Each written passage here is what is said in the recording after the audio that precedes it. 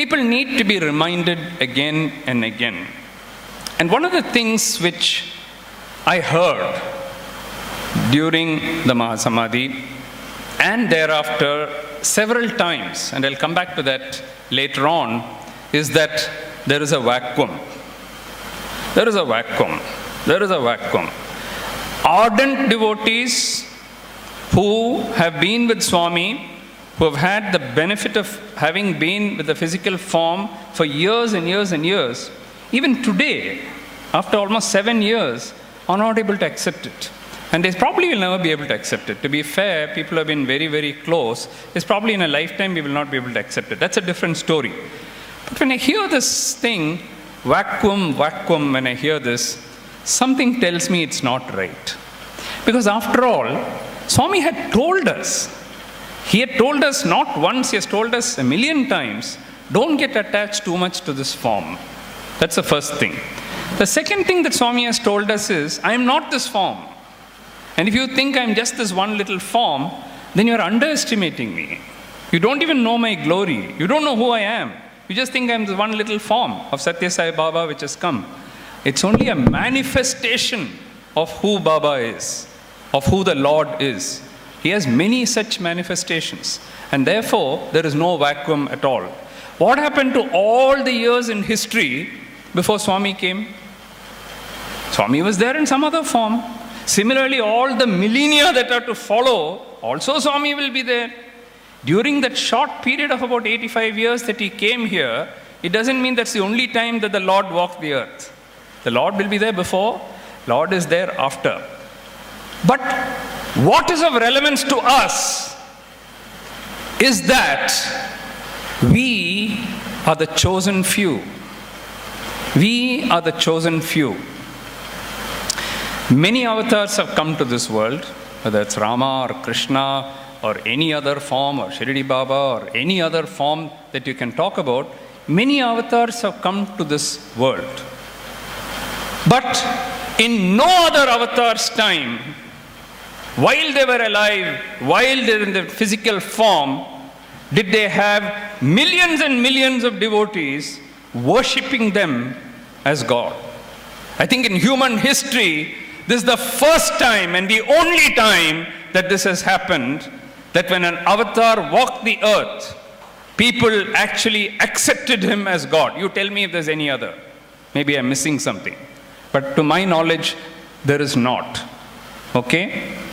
And within that few million of people, nobody knows how many people are devotees. In fact, there's no definition of a Sai devotee. If you worship some other form, does it mean you're not his devotee? That is also not true. Okay, if you don't worship him in this form, does it mean you're not a devotee? That also is not true. So there's no definition of a Sai devotee. But even if you take people who are connected with the organization, who follow the form, who have been worshipping the form, certainly there must be a few million people in this world. Today, the world has over 7 billion people. Okay? And even if we are one among that few million people, we are still the chosen few. Swami has handpicked them all to become his devotees. He's handpicked all of us. Everyone, as was mentioned, everyone sitting in Dharmashetra and not sitting in Dharmashetra, who are thinking of him now or not thinking of him now, are all the ones whom he has handpicked one by one by one.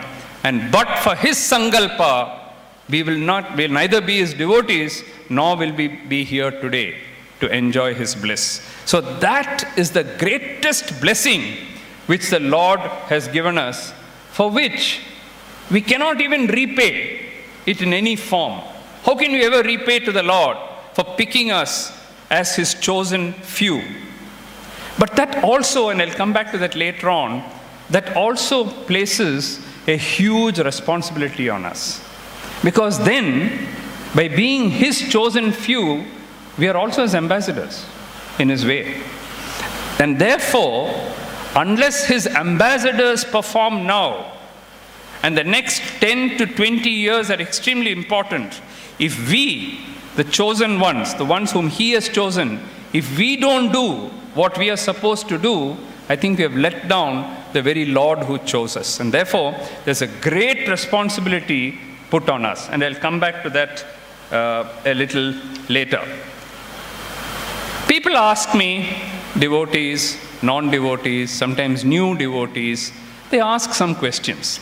So let's take one or two frequently asked questions, because these questions reverberate in people's minds.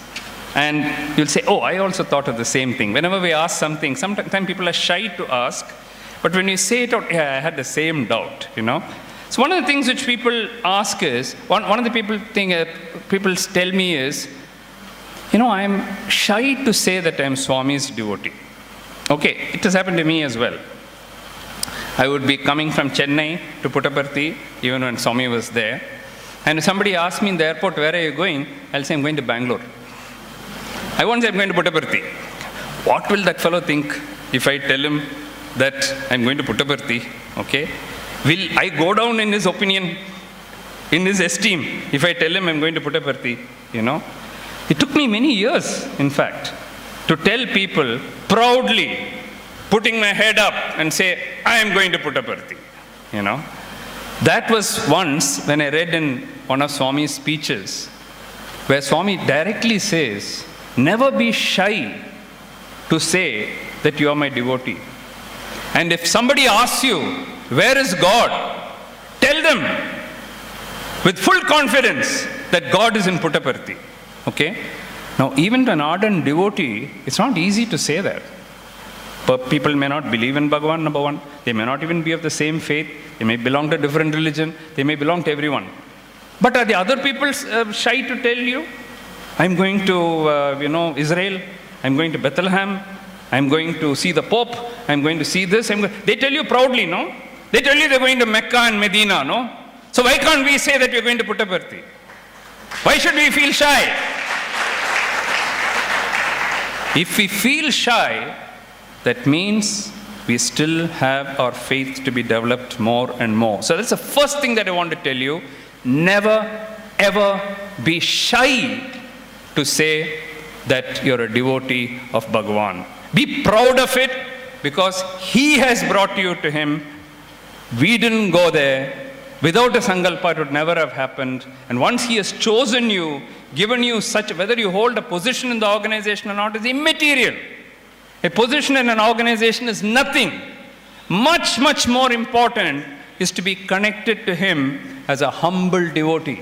I think that is far superior to being a trustee or a state president or a all India president or anything. Those are all immaterial. Okay? Being a devotee and having a direct connection, heart-to-heart connection with Swami, for which you need no post. You don't need anything. I think that is the greatest thing that you should be proud of, and for which we should thank Swami.